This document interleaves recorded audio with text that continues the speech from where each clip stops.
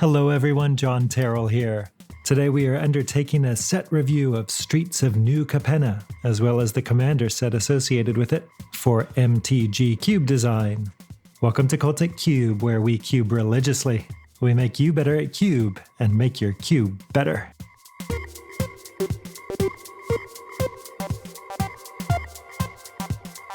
Alright, so Streets of New Capenna is just around the corner.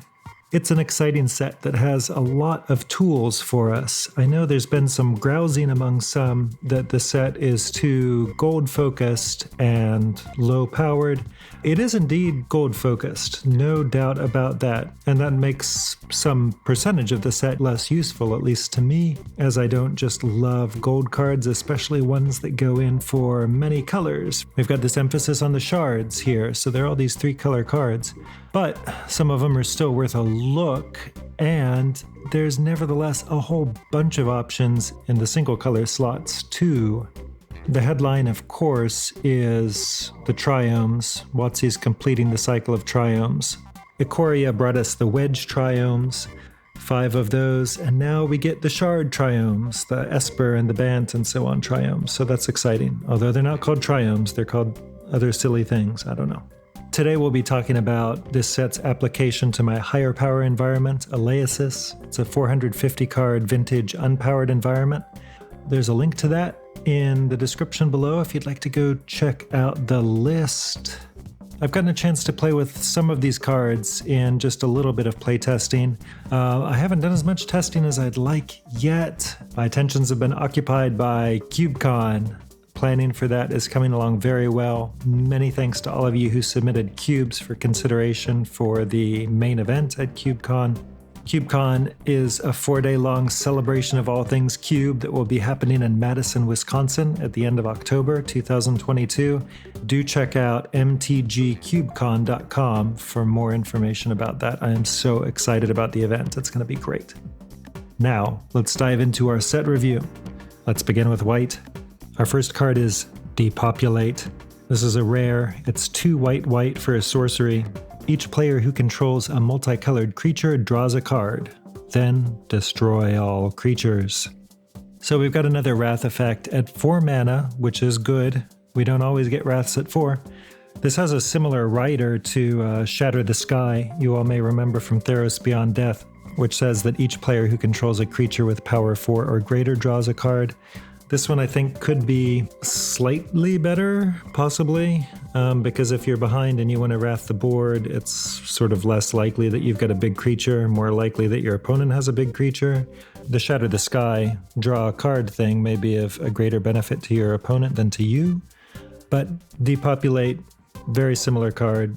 We know what it does. If you want another wrath, here you go. I imagine you know if you want this card.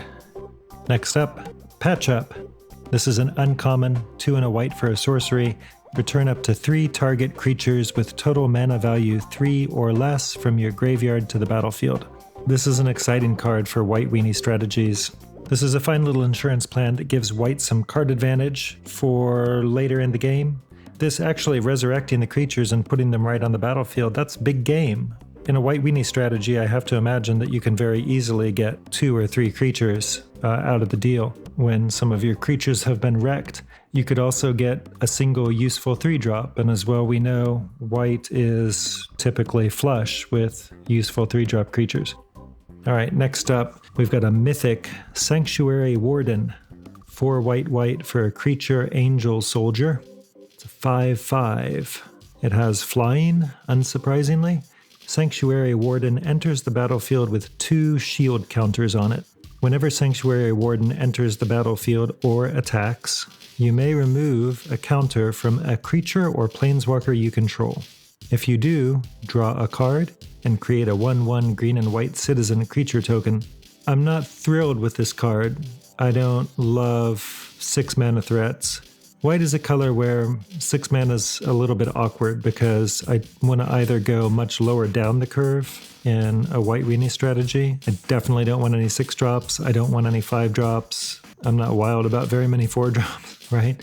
In a more controlling strategy, this 6-drop creature isn't really quite close enough to saying win the game on it for me to be that excited about it. Although I do like that thanks to the shield counters, it could survive through my own wraths if I'm trying to control the board. As you can tell, I'm not super excited about this card, but I think it's worth trying. And Aleasis isn't a format that goes in hard into +1/+1 counters, but they certainly exist. However, I do have a lot of planeswalkers in the environment. I did a whole video a while back on planeswalkers, encouraging people not to be shy of them, not to be afraid of planeswalkers. Go check that out if you haven't watched that video. Anyway, all that is to say that Sanctuary Warden allows you to take counters off not just itself, but off of other creatures as well in order to draw a card and create a little token, so that's nice. So this card, it seems okay, it seems worth testing. At minimum, if you resolve this creature, you're getting a 5/5 flyer and a 1/1 silly token, and you're drawing a card, and your flyer has 1 shield regeneration left on it. That's some pile of value you're getting for your 6 mana. First blue card I'd like to discuss is going to sound very similar to that last white card. This is a mythic called All-Seeing Arbiter. It's 4 blue, 6 mana for a creature avatar. It has flying, and it's a 5/4. So we got a 5/4 flyer instead of a 5/5 flyer for 6 mana. Whenever All-Seeing Arbiter enters the battlefield or attacks, draw 2 cards, then discard a card. Whenever you discard a card, target creature an opponent controls gets -X/-0 until your next turn, where X is the number of different mana values among cards in your graveyard. Wow, that's kind of weird. Again, 6 mana is kind of awkward for blue. I do currently run Unesh Cryosphinx Sovereign in the 6 mana slot in blue. I don't know if you recall that card. That's from Hour of Devastation from Amonkhet block. This is a Sphinx who costs 4 blue for a 4/4 flyer. It says Sphinx spells you cast cost 2 generic mana less to cast. Don't worry about that. That's basically not relevant. Here's the more relevant bit. Whenever this thing enters, or another Sphinx enters the battlefield under your control, reveal the top 4 cards of your library. An opponent separates those cards into 2 piles. Put 1 pile into your hand and the other into your graveyard. So this thing has a Factor Fiction stapled onto it. So if you can resolve this card, you're getting to do kind of a Factor Fiction thing, and you're getting to draw a couple of cards, or maybe 1 excellent card, and then it's a 4/4 flyer. I don't love Unesh Cryosphinx Sovereign, but I like it. I like it much better than the other options that are typically bandied about at this mana slot for blue creatures. You know, like Frost Titan, which I don't love at all. This thing feels sort of similar. You get to draw 2 cards and you pitch a card. So you don't see as many cards. You're only actually up a card out of the deal, but you've got this card selection, and presumably you might be able to keep 2 better cards and pitch a land or something, right? It also shrinks the opponent's guy, at least its power, in this wonky way. And if you get to attack with this thing, then you get to look at some more cards, draw another card. That's great. This has another point of power compared to Unesh Cryosphinx Sovereign, so I like it. I think this is well worth testing. I would like to test this over Unesh Cryosphinx Sovereign. Now we have an uncommon, A Little Chat. Costs 1 and a blue for an instant. It has Casualty 1. As you cast this spell, you may sacrifice a creature with power 1 or greater. When you do, copy this spell. Look at the top 2 cards of your library, put 1 of them into your hand and the other on the bottom of your library. So we've got a 2 mana cantrip that gives you some selection among cards. Also, if you're willing and able to sacrifice something with power 1 or greater, you get to do this twice. You get to look at 4 cards and pick 2 among those. So you can turn this into kind of a Factor Fiction type effect as well. Wow, that's good. I love this card. I've resolved this card exactly once, but I'm already so excited about it. I was playing a blue-white controlling deck, and on turn 2 I played Spirited Companion, that new dog who cantrips, like Elvish Visionary, And then the next turn, I declared the dog as a blocker when my opponent went to attack, and then I sacked the dog to a little chat and saw a bunch more cards and drew 2 more cards. So Doggo drew me a card, and then a little chat let me see 4 more cards and pick 2 among those. Oh my goodness, it was like construct your own wonky ancestral recall. It's not that good, you guys, but it was good and it was fun. I like this card a lot. Even if you're not sacking anything to it, the card is fine. I like 2 mana cantrips just fine. 1 mana cantrip's much better, but I'll take 2. It's instant speed. It enables some like blue aristocrats nonsense if you're in it for that. I don't even super care about that, but it could be useful to you. All right, next up, we have a common, Make Disappear. Costs 1 and a blue for an instant. It has casualty 1. And it says counter target spell unless its controller pays 2 generic mana. So you all know me, I love quench effects. I love 2 mana counter spells. And I just jam them all in. Obviously Mana Leak is, better than many of these other options, but I run Mana Leak, Miscalc, Quench, Rune Snag. Lose Focus from MH2 is excellent. This card is more similar to Lose Focus than to some of these others. Lose Focus is still a better card on average, but I quite like this. Here's a good card. Here's another good 2 mana counter. More counter magic. Here's an uncommon, an offer you can't refuse. It's a single blue mana for an instant. Counter target non-creature spell. Its controller creates 2 treasure tokens. Wow, so here we've got a 1 mana negate, 1 mana unconditional counter magic for non-creature spells. Opponent gets 2 treasure tokens, so that's quite a tariff. I mean, you're ramping them quite a bit. You're giving them these permanents, you're giving them artifacts, all of these things could be downside. So there are definitely downsides here. In a blue tempo strategy, you probably don't care about this. In a more controlling strategy, I mean, the idea is you still don't care that much about the treasure, hopefully, because you've got other ways of interacting with the opponent once they make use of those treasures. I don't know how wildly excited I am for this card, but I very much like that the card exists. It's easy to get people with this card. It's impossible to play around in the way that Force Spike or even potentially Spell Pierce can be played around. We've got a Spell Pierce that just does the thing. Onward, let's go to black. Lethal Scheme. Oh, this is the first of our Commander product cards. Lethal Scheme. It costs 2 black for an instant. It's a rare. It has Convoke. I'm sure you know what Convoke does. It's 4 mana, but it has Convoke, so you can cast it for free, potentially, or, for cheaper. Destroy target creature or planeswalker. Each creature that convoked Lethal Scheme connives. What does that mean, you ask? Draw a card and then discard a card.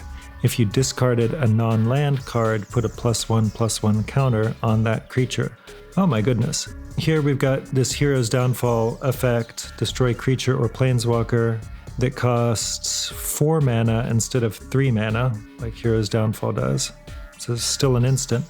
You may not be that excited about that, but still, this is quite unconditional removal. So that's a good starting point. But you can make it cheaper. And not only can you make it cheaper through convoking, but then for each creature that you convoke with, you get to do some looting. You get to draw and then discard. And if you're pitching non-lands, then you're getting to put counters on your convoked guys and make things bigger. So what a package.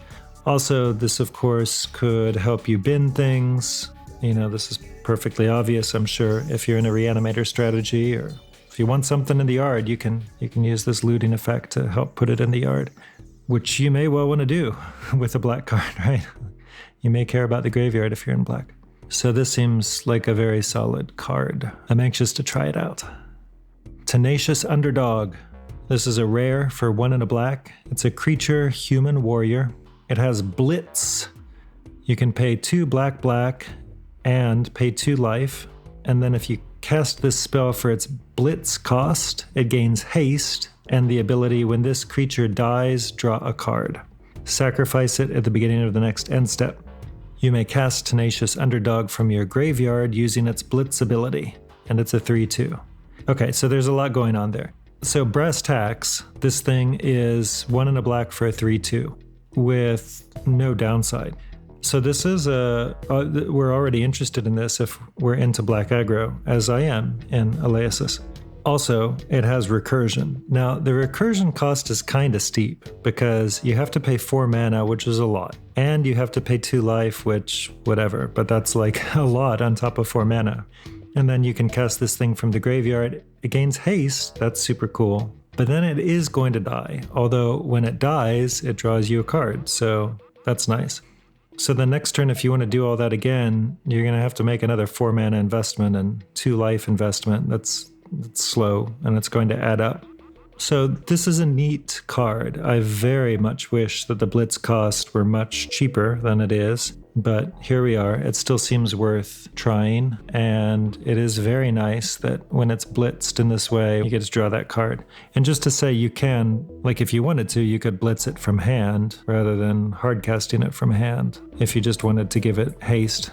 That's it for black. Let me pause here a moment to say, firstly, CubeCon, you guys. CubeCon, a celebration of all things cube. We're going to have lots of cubes for people to play. We're going to have all sorts of cool swag and prizes. What a great event. I'm so excited about it. As you all probably know, if you've been following my channel for a while, I was deep in CubeCon organization with a bunch of awesome friends 2 years ago when COVID hit and we had to postpone the thing. But now we're back on. It is scheduled for October 20th through 23rd, 2022. It'll be in Madison, Wisconsin at a big convention hall. We're partnering with another large tabletop gaming convention, so that's cool. There's going to be so much stuff to do there in addition to playing Cube, but like, I'm in it for Cuban. I don't know about you guys. Come along and Cube with us. It's going to be a lot of fun. I hope to see you there. Also, let me mention, I've got a Patreon page. I would be honored if you would support me through that medium. I've also got other ways of supporting the show. I've got affiliate relationships with things like TCG Player. And I've got the Cultic Bestiary project. All of these tokens I've been making. I've already made 9 tokens for Streets of New Capenna, including things like a Obnixilis token. Check out the Cultic Bestiary project on Etsy. I'm excited to share those with people. All right, back to the cards. We're on to red. We have an uncommon, Rob the Archives. This is 1 in a red for a sorcery. It has Casualty 1. Exile the top 2 cards of your library. You may play those cards this turn. So this looks similar to Reckless Impulse, which I quite like from Crimson Vow, recent card we just got. Reckless Impulse costs 1 in a red for a sorcery. Exile the top 2 cards of your library. Until the end of your next turn, you may play those cards. Rob the Archives, same cost, also a sorcery. You also get to look at 2 cards and potentially play 2 cards. However, Rob the Archives only gives you until the end of this turn to play them, and that's a big deal.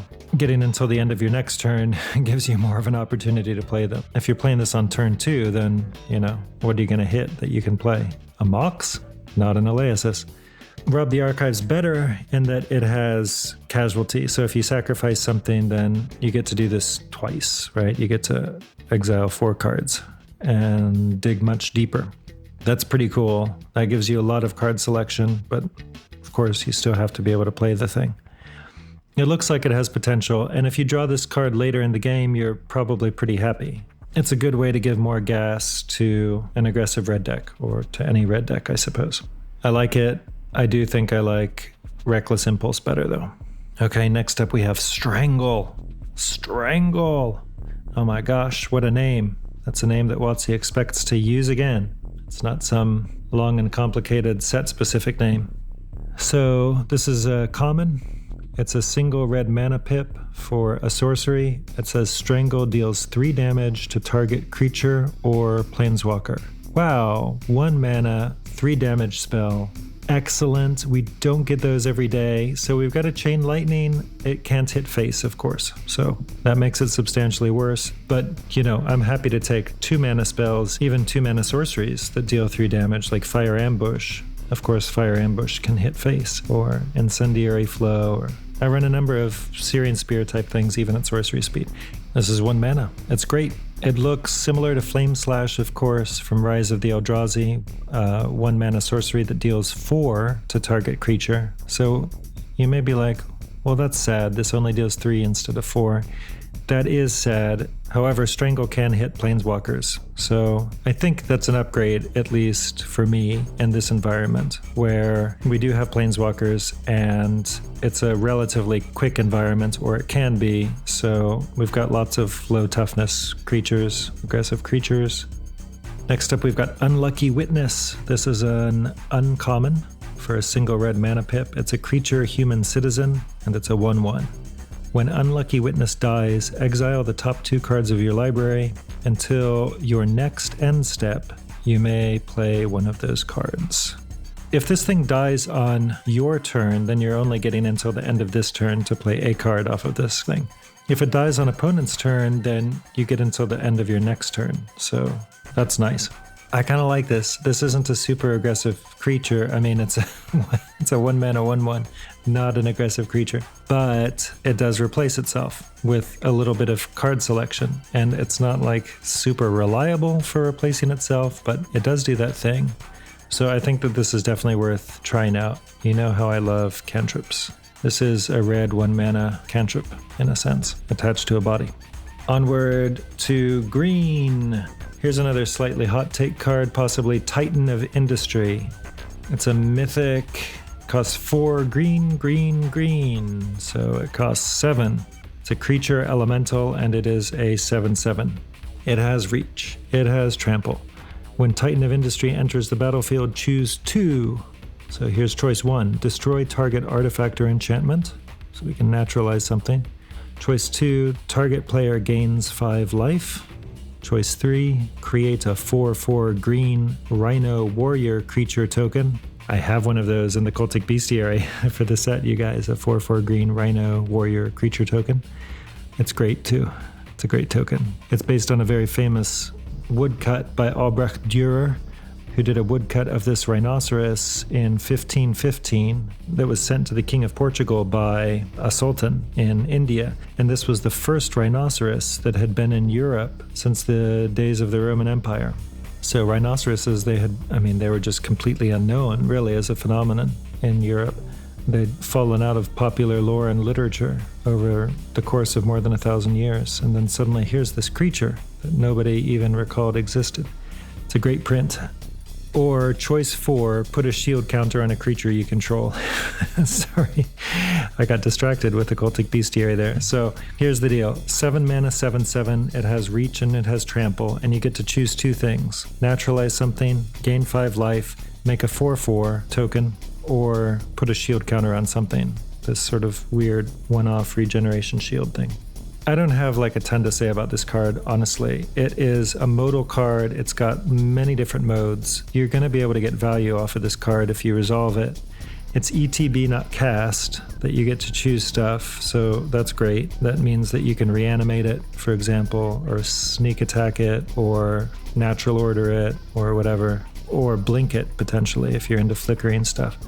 And you'll get all this value all over again. There's a wide variety of options for you to choose from, so you're going to be able to find 2 options that are useful to you. You know, the card looks solid. It doesn't look super duper exciting. Like, on the one hand, it's a big dumb 7 mana guy, but it brings a lot of value along with it. I don't really love big dumb expensive green creatures. 7 mana is kind of a weird place for big dumb green creatures, because I either want to go smaller, play green mid-range that's ramping into 4 drops and 5 drops quickly, or I want to go way bigger in green and cheat in a Worldspine Worm or a Liege of the Tangle or something. Just some nonsense that's enormous.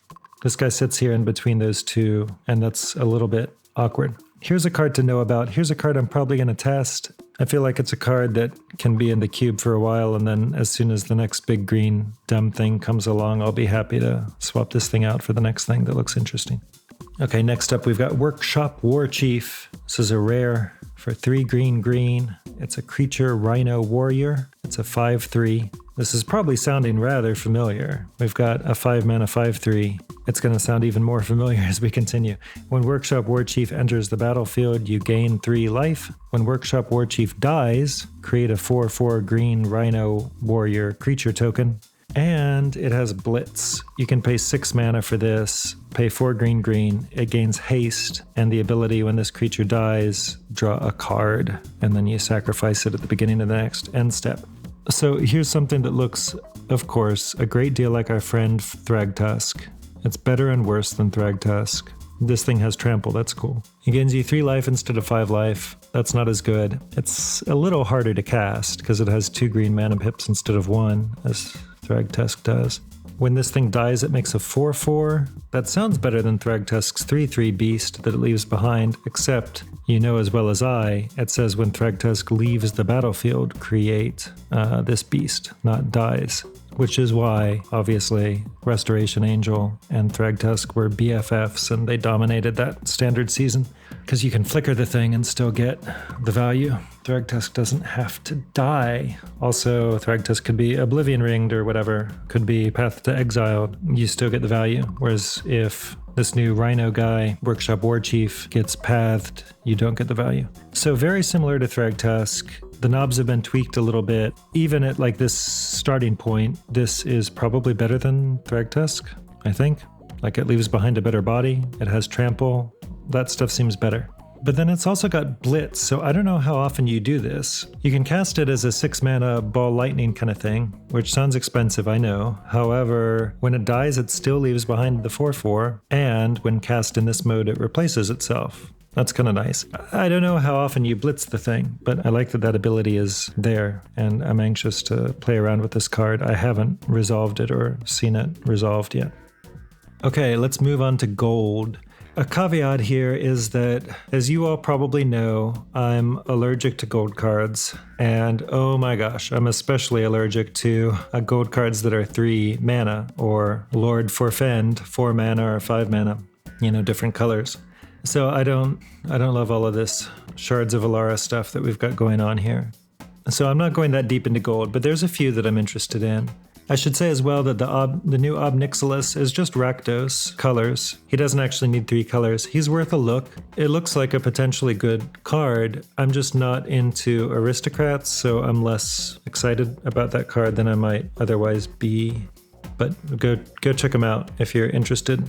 I heard just from people playing in the pre-release the other day that the card is miserable, but it's probably to be expected when you're playing sealed or whatever. But likely the card is just miserable to play against generally in a lot of environments. All right, so let's move on. So the first is a rare from the Commander set. It's called Cryptic Pursuit. Costs 2 blue-red, so 4 mana with Izzet colors. It's an enchantment. Whenever you cast an instant or sorcery spell from your hand, manifest the top card of your library. Put that card onto the battlefield face down as a 2/2 creature. Turn it face up at any time for its mana cost if it's a creature card. Whenever a face down creature you control dies, exile it if it's an instant or sorcery card. You may cast that card until the end of your next turn. Okay, this looks kind of wonky. It is a little wonky. It's also gold, so it has to be good. We'll see how good it is. But look, this is an enchantment that pumps out creatures for you. It looks similar to Primordial Mist. If you haven't heard about that card, check out this card.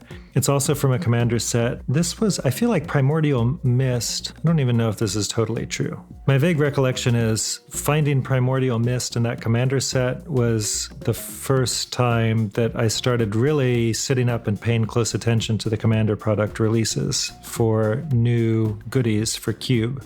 Primordial Mist, it costs 4 and a blue for an enchantment. It says at the beginning of your end step, you may manifest the top card of your library. And exile face down permanent you control, you may play that card this turn. I guess we don't have to go into all of the paths you can take with this card, but what I want to point out is that this card, at minimum, creates a 2/2 creature for you at the end of each turn, each of your turns, for 5 mana. That may not sound like a great deal, but in a controlling shell, this provides you with a lot of inevitability. This is an enchantment that looks a lot like a planeswalker who keeps just making guys. But enchantments can't be attacked in the way that planeswalkers can be attacked. So enchantments tend to stick around longer than planeswalkers do. So the play pattern for this card basically is you put this in a controlling deck, you got a whole bunch of wraths in your deck, right? And ways of interacting with the opponent and their game plan. So you wipe the board, you've got this thing in play, you start making 2/2s. They play a creature, you swords to plowshares it, and you keep like making creatures. This provides inevitability and a win con. So this new card, Cryptic Pursuit, does a similar thing. It doesn't work quite the same way. You have to cast an instant or sorcery in order to manifest a card.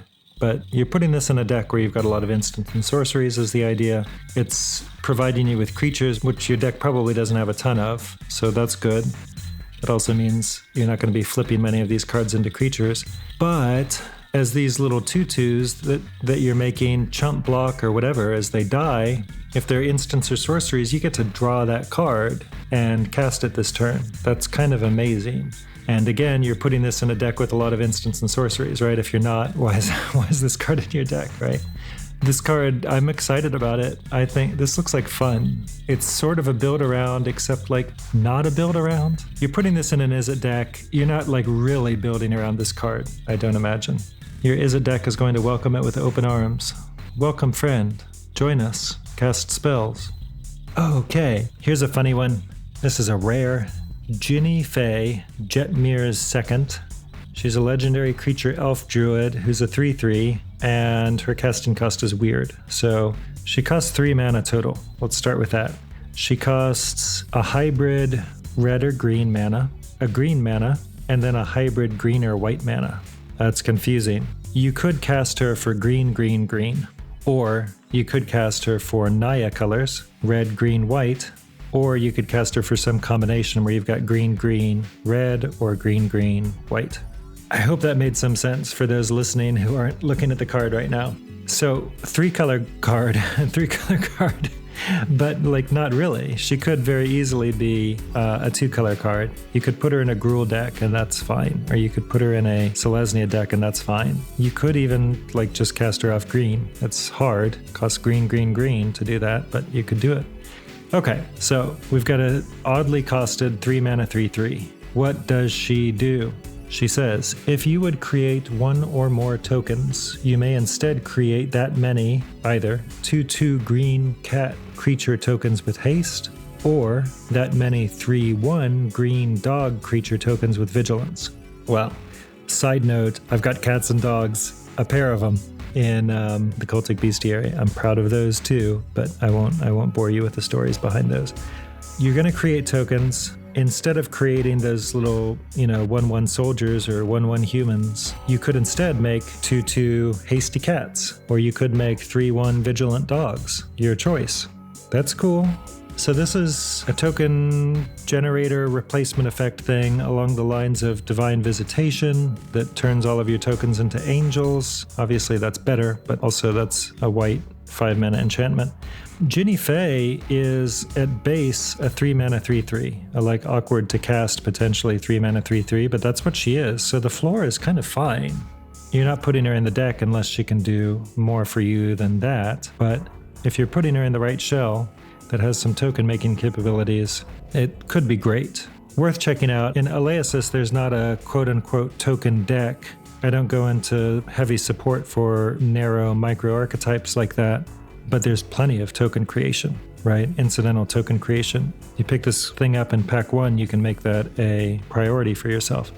Scheming Fence.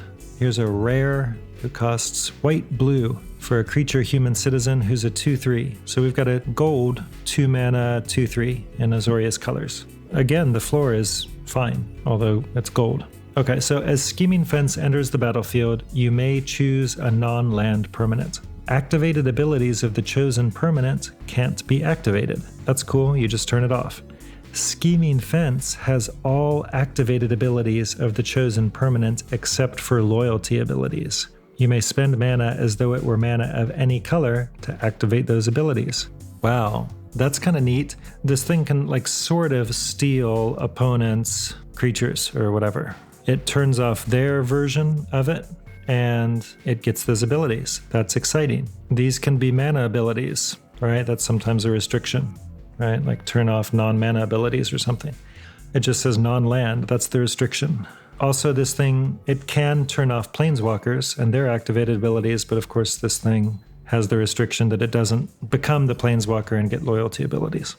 This thing is a fine disruptive card. I mean, you have to be an Azorius, but it's nice that you can do this and that you can cast him on turn 2. You can get him out on turn 2 and turn off opponents' things with early activated abilities that could be useful. It's not like we have Moxen in the cube, of course, but there are plenty of 2-mana rocks that maybe they got out ahead of you. They were on the play and they ran out of Signet or something. Of course, they could have played a turn 1 mana dork. You are doing some version of bolting the bird, but then you get the bird's ability. That's neat. What else? I don't know. We could like turn off a Bone Splitter. I don't know how relevant that is. You could turn off Retrofitter Foundry. That's kind of cool. And we're just talking about 1-drop plays, right? Obviously, this thing can do much more than just stop 1-drops. All I'm saying is it's cool that it provides this model of interaction quite early, and that it could be awesome if you get to turn this guy into an elf and turn off their elf. Okay, we're in the home stretch. There is one artifact that I am excited about. It is another card that's from the Commander set. It's called Currency Converter. It's a rare for a single generic mana. Whenever you discard a card, you may exile that card from your graveyard. You can pay 2 and tap this thing to draw a card and then discard a card. Also, you can pay nothing and tap this thing to put a card exiled with Currency Converter into your graveyard. If it's a land card, create a treasure token. If it's a non-land card, create a 2/2 black rogue creature token. So here's a worse version of Retrofitter Foundry. It's a card that's similar, but that has some different applications potentially. So it's an artifact that you can play on turn 1, just like Retrofitter Foundry. It creates dudes, as does Retrofitter Foundry, although this one takes longer to get going. The base rate for the dudes is a little better. It's a 2/2, whereas Retrofitter Foundry gives you a 1/1 servo, and then you can do the whole upgrade cycle, which takes some time and some mana as well. But you can upgrade to a Thopter and then to a 4/4 construct. But also importantly, this card is a looter. So it lets you see more cards, it lets you bin cards. And notice that when you bin with this, you don't have to do the whole exile nonsense. So if you are in a reanimator strategy and you have Grizzlebrand that you just want to put straight into the yard and not mess around with all this other stuff, well, you can do that. This is a neat little card. As well, we all know artifacts can certainly matter. It can be very nice to get an artifact down on turn 1 and start building that artifact count, or already have something available to you for tinker nonsense and so on. So I like it. Interesting card. Okay, so finally we have the Triomes. We're completing this cycle. We already mentioned these at the top of the program, of course. I'll just name them for you, I guess. You probably know what Triomes are. These are rare lands. They tap for 3 colors, each of them do, and they have the basic land types on the type line there. So for example, Jetmir's Garden is a land, mountain, forest, plains. So it taps for red, green, or white. All of these enter the battlefield tapped, and they all have cycling 3. So you can pay 3 generic mana, pitch this card, and draw a new card. Awesome. So these are really excellent fixing, given that they have the basic land types. This is important because it means they're fetchable, of course. Crack your Flooded Strand and go find them. Ikoria gave us the 5 wedges. Now we complete the cycle with the shards. These are not called Triomes, they're called all kinds of different things. So Jetmir's Garden, that's the Naya Triome. Rafine's Tower is Esper. Spera's Headquarters is Bant. Xander's Lounge is Grixis. And finally, Ziator's Proving Ground is Jund. Streets of New Capenna has new names for the shards, but I have no idea what they are, I'm afraid. I'm just going to keep using Jund and so on. Honestly, I couldn't tell you what the Ikoria shard names are either, for that matter. So that's it. That's it, everybody. Quite a few cards here. We just ran through a list of 18 of them, and that's not counting the Triomes. That brings the total up to 23. So I've got a goodly number of cards I'm testing here. Cards I'm most excited about, well, Triomes, let's be real. Apart from that, I think some of these additions to blue are what are getting me most excited here. A Little Chat, Make Disappear, an Offer You Can't Refuse. A Little Chat is that card draw spell with Casualty. Make Disappear is counter magic with Casualty, and then an Offer You Can't Refuse is the 1 mana negate. Beyond that, I don't know, that Scheming Fence, that's a cool card. The blue-white card that turns off abilities and gets abilities itself. Patch Up, that's kind of exciting. The white card that reanimates a bunch of stuff. It's kind of narrow in its application though. Oh, Lethal Scheme, the black removal spell with Convoke, and that then lets you cycle through stuff. I don't know, I'm just listing all the cards all over again, you guys. I'm excited about the set. Stay tuned for next time when we'll treat the cards that I'm adding to Petty Nobility. There's even a few more that I'm adding to Petty Nobility compared to Aleasis. This is my lower powered format. Thanks for hanging out and going through Streets of New Capenna with me. Let's keep hanging out and chatting Cube.